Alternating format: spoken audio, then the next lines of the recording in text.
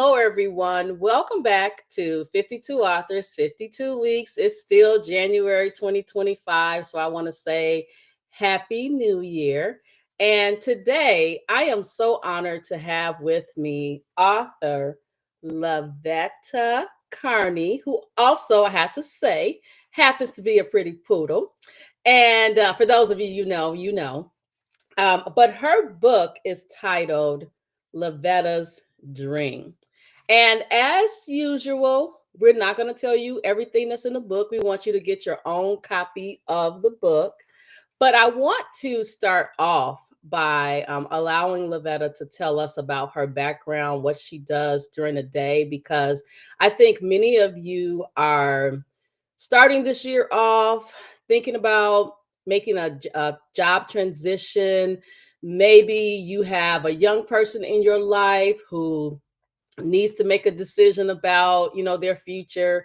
And as a mom of adult children, I have to say that I have my youngest daughter, um, got her bachelor's degree in healthcare administration, has been working in her job for the last 2 years. And so I just believe in us educating our communities about the professions that are out there.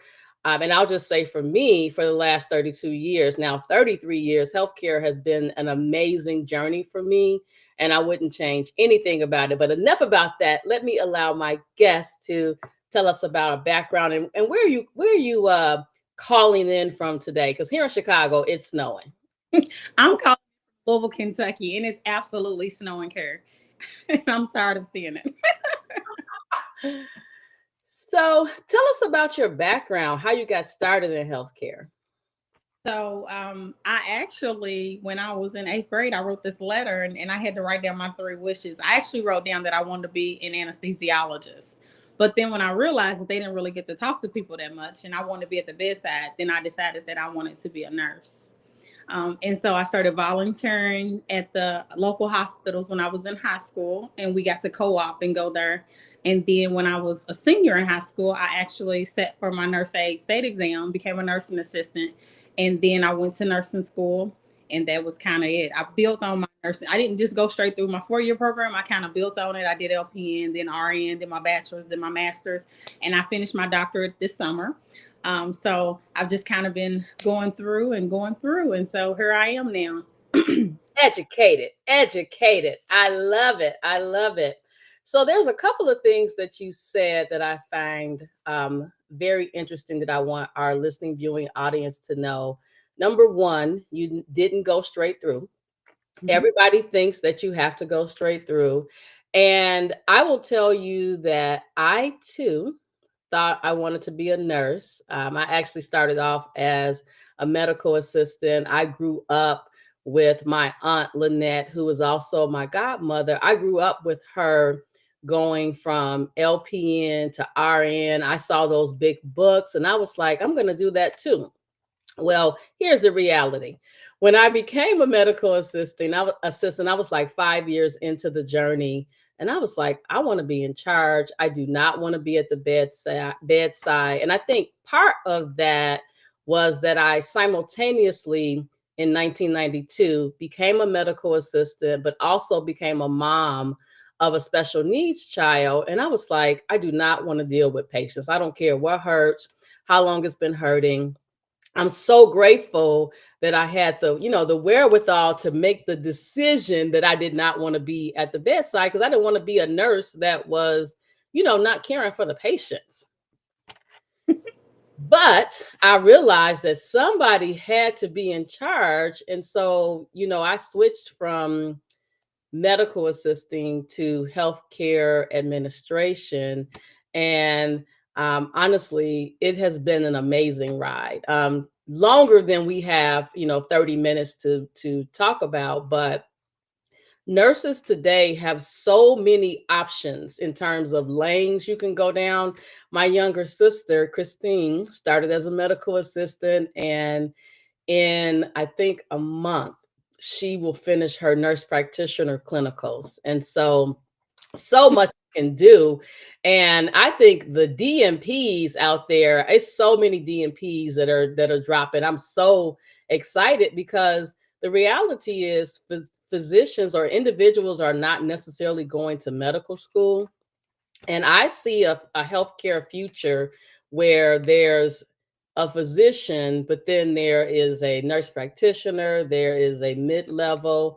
And we all know that the mid-level provider, nurse practitioner, physician assistant can't take the role of the doctor. But there are a lot of things that nurse practitioners and physician assistants can do. And that's what our future is going to look like, in my opinion. Mhm. I love with nurse practitioners. I think that they have been at the bedside. They've seen patients. We've For the most part, like I've been a nurse. I've been actually nursing for 23 years at the bedside. And now I'm in leadership. So I'm a manager. So I manage 3 different areas. But with nurse practitioners, they've been at the bedside. So they have that warm, caring, sit down, let me talk to you, let me explain this through and through. Where physicians, they kind of like, they come in, they see you, they assess you, they're gone, and they order your test and they kind of keep moving. And nurses, we have that bedside manner where we're used to being at the bedside. So we're going to spend more time with you. We're going to discuss more things with you at the bedside. We're going to do probably more assessing of the patient, their whole socioeconomic, like we're evaluating everything while we're there, because that's what we're used to doing. We take care of the entire body. And when we take care of the body, we take care of their mind, we take care of their home life, their social life, just make sure that they're provided for in ways that sometimes the doctors or the specialists don't have time to do. Wow. You actually said a lot. And I've been, um, outside of reading the books for 52 authors, 52 weeks, just my normal reading of books, because I love to read and learn. I have saw a lot of physicians talk about their journey in medical school and really how, I'm going to say, burdensome it was, because it was all this pressure for them to learn what they needed to learn to become a physician. And I think that pressure programmed them into this, I don't want to say a robot, but it programmed them into a professional who kind of lost sight of being a person. And so you got a lot of physicians that are dealing with burnout, but there is a huge difference in, I believe, in some, and I'm going to say some because don't judge me, but when I go in for a visit as a patient, I am evaluating that clinician from a bedside perspective, a knowledge perspective. Are they treating me as a patient? Are they listening to me? And so I do a lot of evaluating, and there are some physicians who definitely have lost sight of that personal aspect. And I get it. Their world is, it's a lot. The system is definitely beating them up.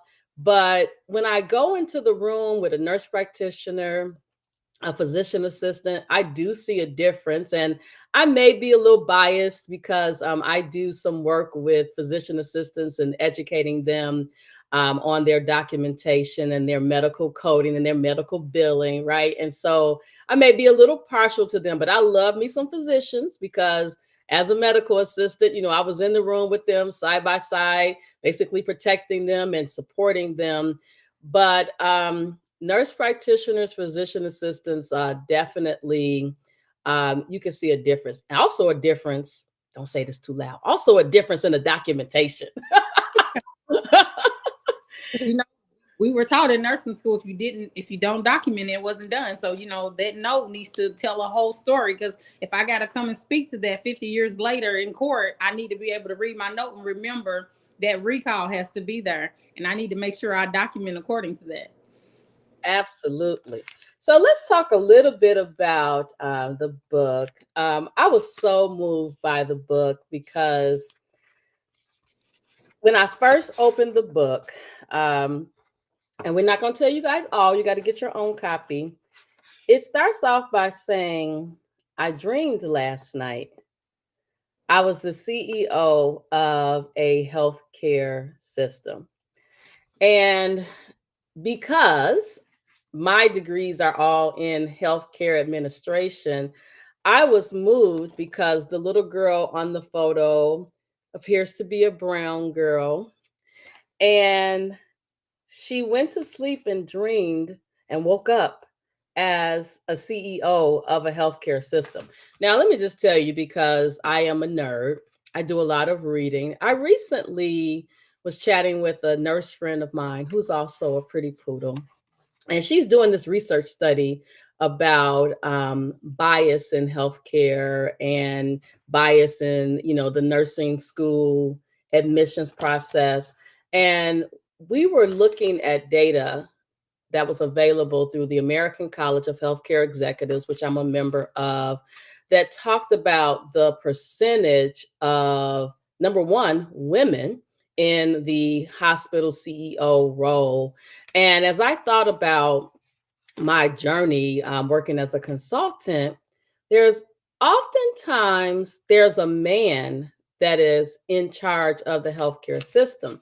We're seeing the shift. We're seeing the shift where we're seeing more women, but I've often wondered why men, and I'm not prejudiced, but I've also often wondered why white men in these roles. It's almost like, and I'll just use an analogy. Years ago, it's still football season. Years ago, the football leaders and team owners thought that Black men couldn't be quarterbacks because it required you to be a leader. It required you to be a thinker. You had to, know all the plays, right? But we've seen this shift where there's a lot of Black quarterbacks. They are kicking butt. I'm here for it all.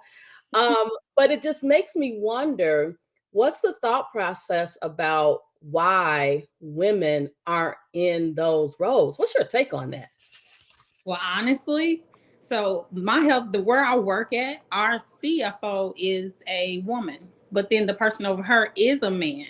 But to me, I think a lot of it is because we don't feel like we're qualified, so we don't take a higher step to even apply for those jobs. Now, recently, you kind of see a shift of people kind of stepping up, and you know what, I'm gonna just jump out there and I'm gonna try because all they can say is no. But I feel like we're not preparing ourselves for that role. Like we don't go and get the education so that we can step up to those jobs. We get okay with being in this little, well, because I remember when I was going like in high school and stuff, and I remember not really seeing a lot of people being nurses. And it's like, I'm like, people are okay with, I can just be the housekeeper, or I can just be the in dietary, and even now I could be walking around the hospital and somebody might say, are you the transporter? And I'm like, no, actually I'm not. But if you need a ride somewhere, I can take you. But it's like, sometimes it makes us complacent and feeling like maybe this is all I should do. If I make enough, then this is just going to be enough, instead of striving to do higher, not getting those degrees in healthcare where you can be the CEO. Because then it's like, well, now I don't want to do that. I don't think that's something I want to do. Or putting it in your mind somewhere and blocking it out like that's something I'll never be able to do, versus, you know what, I'm going to get out here, I'm going to get this degree, and that is my goal. Wow. So you said a couple of things that I really want to highlight. So number one, as a growth coach, specifically in the healthcare space, I work with women who have the credentials to do the job, but they're suffering from imposter syndrome, like, I don't deserve to be in that role. But they have all of this experience that when you lay it out on the table, they can hold their own to any man. So, imposter syndrome is something that we definitely have to work on, but also we have to be willing to be uncomfortable. And you have to, I often say, you have to be in the room. And one of the things that I'm working on very gently with our youngest daughter is getting her more involved in the professional associations and going to the conferences. Forget that I'm going to get me a seat at the table. I'm bringing the table, I'm in the room. And when I walk in the room, people know that I'm there, right? But for some women, they have to be coached to get to that place. And I believe that we can do it, but it starts with that confidence. It starts with just really acknowledging you deserve it. You deserve everything that you want. And it's, there's a doctor, very great book, Uche Blackstock, who wrote a book about racism in medicine. And she's a Harvard grad, and she said that one time she went into the room and presented herself as the physician, and the person said to her, "Well, where did you go to school?" And she said, "I went to Harvard." And they said, "No, where did you go to medical school?" And she's like, "I went to Harvard Medical School." I feel that, and this is not about white or black, I can only speak to my experience as a healthcare professional who goes in and out different facilities. I have to make sure I'm on every time I step in the building, because if not, I'm going to be judged, and there's going to be an assumption that I'm in housekeeping, right? So I like to make sure that I'm always dressed professionally. I turn it on as soon as I get in the building. And actually, I have to say, my friends will probably say too, you have it on all the time. But maybe when I'm in the house, I don't have it on. But I've just become accustomed to walking with confidence, walking in my purpose, realizing that I am Dr. Lisa L. Campbell because I put in the work, and I deserve everything that I put my mind to that I want. Absolutely. Absolutely. I know that walk of confidence, that speaks a million, because I think that a lot of people lack that confidence, especially in healthcare. And I just, when I go to work every day, I'm just like, I'm happy to be there. I'm happy to take care of people, and I'm happy to provide my service, because I'm big on prayer too. I'm big praying, talking to God. So, I take him with me every day so he can fight my battles that I don't even see. And I do. I walk with confidence, hold my chin up high, and I smile, and I approach every situation and with grace. And I'm just grateful, that I'm continuing on my journey in healthcare to, strive to be the best. And the nursing organizations, I became a member of I'm a member of ASPN, which is the American Society for Peri Anesthesia Nursing, and I'm the president-elect for Kentucky. So I actually, I jumped in. One of my friends was like, "Hey, you're already a member. Why don't you come and do this?" And so I did it. I went, and then I've been going ever since. So I go to the national conferences. I help host our regional conferences. So it is about, not just being in the room, but bringing the table. Like, bring something with you when you come, because they're going to remember your name when you leave. Absolutely. And I firmly believe in people knowing my name, because when they know your name, they will say your name in rooms that you're not even in. But they can't do that unless you have a presence. So, one of the things that I do, and I know this is so scary for people, but I always submit to speak at the conferences, right? Because that's a way that people can recognize who you are. Write articles, do interviews, start small, especially for those that are like, I just can't do it. You have to start small, but you have to just, I believe in affirmations. I definitely believe in prayer, but it's January 2025. If there are some things that you aspire to do, those dreams that you're having, you need to write them down, and you need to get with an accountability partner that can help you stay on track. But you need to work that plan. I firmly believe in having a vision, making my vision plain, and executing it. I just finished my I did a vision board, which I don't generally do that often. Normally I do, it's the healthcare leader in me. I write SMART goals, but this year I'm expecting extraordinary things to happen. And so I said, let's get some pictures along with the revenue goals that I have for this year, the goals in general that I have, because I'm 51, I'm not getting any younger. And there are some things that I want to do to have an impact on the world, but I can't do that if I don't have that vision, if I don't have that plan. Right. So, graduation.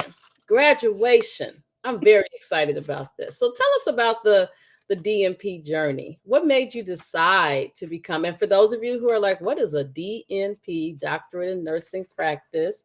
Is that what you're going to school for? Or is it something different? Yes, it is. And mine is in research. Hmm. I study people and human behavior. So it's really fun because it really works out in my life too. Because I can't, it's hard because you can't turn it off. But I actually, when I first went to nursing school, I knew, I was like, oh, I'm just going to get my RN. And I remember my teacher saying an RN is an RN is an RN. And so when I first got my associates, I'm like, oh, okay, good. I'm going to be done with this. I got my RN now. I'm taking care of patients. I'm working in the ICU. This is life, you know? And so then I said, maybe I should get my bachelor's. So it took me, you know, and as I kept going further and further, I started teaching nursing clinicals. And when I was teaching RN clinicals, it was like, well, you can teach this group of students, but you can't teach this. And of course, whenever somebody tells me that I have limits, then I have to go and make sure there are none. So I went and got my master's.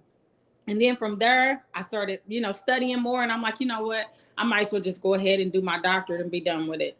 And so I was like, I love research. I do research every year. I always have 2 or 3 research projects going on. So I was like, it just fits into my life. I'm going to just go ahead and do it. And I'm going to have it and I'll be done with it. And people always say, what are you going to do when you graduate? And I'm like, I'm already doing everything I want to do. I'm doing research studies. I do a lot of clinical studies. I haven't gotten into clinical trials yet, but I do a lot of kind of cause and effect. I do quality improvement projects. I'm always looking at ways to improve, like the hospital, the workflow, things, best practices for the patients. So I'm constantly looking at that kind of stuff and looking at how we can change it. And then, of course, we'll implement different things. So it is really working out really well because it really taught me a lot. But my journey was not easy. It was not smooth. It was not smooth. It was more like a little bit of sandpaper, a little rough. But it was definitely worth it. It has definitely been worth it. So I'm in one of my last 2 classes. I have one more class after this one, and then I will be done. And I cannot wait. I will finish in July, and I will graduate in October. Okay, you're gonna have to let me know about the festivities because I'm sure there's gonna be some type of celebration. But something that you said reminded me of a limiting belief that was planted in a lot of our lives, and many of us allowed them to hold us hostage. So you made the statement, an RN is an RN is an RN. When I started in healthcare in 92, I knew about the associate degree in nursing, ADN, right? I knew about LPNs, Mm-hmm. but I quickly saw this paradigm shift where more nurses were going back for the BSN, the Bachelor's of Science in Nursing, and they just kept going because it turns out a nurse isn't just a nurse because there are different levels of nursing, but that wasn't just limited to nursing. Physical therapy, you have the doctorate in physical therapy. Even in, so I'm kind of in 2 industries. I'm in healthcare administration, but I'm also in health information management. And we are the ones that deal with the health record, the privacy, the security, all those things, compliance. And I saw a shift of where more individuals were getting advanced degrees, and some people were held back because they're like, well, I've been doing this for 30 years. I don't need a degree. And unfortunately, in some instances, you need the degree and the education, the experience packaged together to even be considered for opportunities where that door will be closed. And like you never gonna tell me no. Not yet is okay, but no is not the answer for me. Because I'm just like, whenever they would say it, I'm like, oh, okay. And I'm like, BSc and done. You need an MSc in education, done. And that's just what it is. I was like, because I don't believe in walls. I think that, you know, if there's something you want to do, there is a way. Get your hammer, some, you know, start knocking it down. But It will definitely happen. And I do believe in that. So that's why I'm just like, anytime somebody says, well, you have to have this in order to get here. Okay, well, I will definitely get that. And I'll see you around. I will be back because I will definitely make sure that the next time you see me, I have exactly what I need to get where I need to be. I love it. And you know what? What I'm reminded of is the fact that you have to surround yourself with people who have more than what you have. Mhm. Pastor Joe Osteen said, if you're the smartest person in your bunch, your crew, you need a different crew. And for a long time, I actually struggled finding a crew of professionals who had surpassed me. And once I did, I was like, I'm at home because now I see that, oh, you made $1 million this year? I have on my goals. I want to make $1 million this year, right? So I'm in the presence of others who have surpassed me, and I can learn from them what they did to get to that place. I just recently read a book by Malcolm Jenkins. I don't know if you know him, but he is a football player, retired football player. And he wrote a book called What Winners Won't Tell You. And he talks about his climb as a person, as a football professional, now retired, philanthropist, all the things. But you need to get with those folks because they can help mold you and help not necessarily carry you, right? Because they got to carry themselves, but they can give you some tips for how they made that climb. Now, there are some people, hate to say, who don't want to see you surpass them. And me personally, when I coach people, I tell them, I want you to be better than me. It's not a competition, right? What God has for me is for me. But I want to see people be in one place January 2025, and then January 2026 they like, guess what, I did X, Y, and Z. We didn't talk about A and B, but I did that too, right? Right. That brings me joy. So I have to say, I want to show folks the back cover, and I'm going to read it because you got to get your own copy. LaVetta's Dream. This story is about a little girl exploring the land of the hospital. She gets to view it from the role of being the CEO. She is full of love and excitement. So I have to ask, what made you, because everybody has a story about why they wrote a book. Why did you write this book? What was there something burning inside of you that said, I got to get this out of my head? Well, I thought about myself, and then in my journey of where I want to be in healthcare, and then I thought about her. But then I was like, but from a kid's perspective, they get to do all the fun stuff that we have to put barricades around. Like, oh, you really can't do this in the hospital, but you probably can. But little kids can do whatever they want to. So I said, I need to write this from a perspective of a child.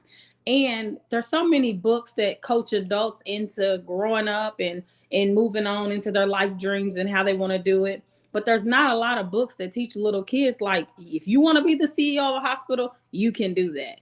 And I was like, you know what? I'm going to write my book about healthcare, and I'm going to write it about a little girl that wants to go into healthcare, because I don't see a lot of books where people talk about, I want to be a nurse. They always say, I want to be a doctor, or, they write about being a movie developer. They just have, even the cartoons. Nobody's talking about healthcare. Nobody wants to take anybody into healthcare. They leave us out. So They do. So you know what I'm seeing? I am seeing that some schools should buy the book and then allow you to come in, kindergartens, read the book. And my husband and I did went to one of the schools, and it was career day, and we talked about our careers. And it's important for the future to hear about these careers early on so that when they get to elementary school and high school, they start to think about what they want to do. And I find it interesting, but not interesting, when my youngest daughter switched her major from psychology to healthcare administration, I was like, why is she doing that? Everybody like, you know why she's doing that. She, as the young folks say, likes to get her bag. And so she said, well, mom getting her bag, so I'm gonna get my bag too. So I'm gonna go to healthcare. But now I just gotta gently push her to, she's about to start her master's degree, but I gotta gently push her to get into the room because she's been in healthcare for about 5 years now. She used to work with me in my office. And so she has so much experience that she can get the bag. She just needs to, as they say, it's not about just what you know, who you know is equally as important. So I just got to gently push her into the space. In fact, the American College of Healthcare Executives is having a conference in Houston in March. I'm attending. And so my husband and I are working on how we're going to get her in. She lives in Houston. I'm in Chicago, right? So I got to fly in, but get her to agree to go for those 2.5 days. And I think she'll feel more comfortable if I'm there, because if I'm there, I don't care who I don't know. I'm saying hi to everybody. I'm smiling. I'm walking around with my head held high. And then, of course, you know, as a young 51-year-old who looks younger, I often get the question of, so are you in school? And then I have to go through my little elevator pitch about know who I am, but I know who I am. And so I can explain that to them. But I don't mind doing it because every time I do it, I have to set some people free. I'm already free. So, do you have any final thoughts for our listening, viewing audience? I really want moms, dads to buy this book for your babies. Easy read. When I picked it up, I was like, "Oh, this is." First of all, I got 25 books over there, plus my regular books that I'm reading. And so when I saw this, I was like, "Oh, I can get through this quick, and all is well." So, any final words for our listening, viewing audience? I just want to say, one, I want to say thank you for having me. And I also want to say to all the moms and dads out there, be encouraged, because I know there are a lot of books out there that you can pick up and read to your children.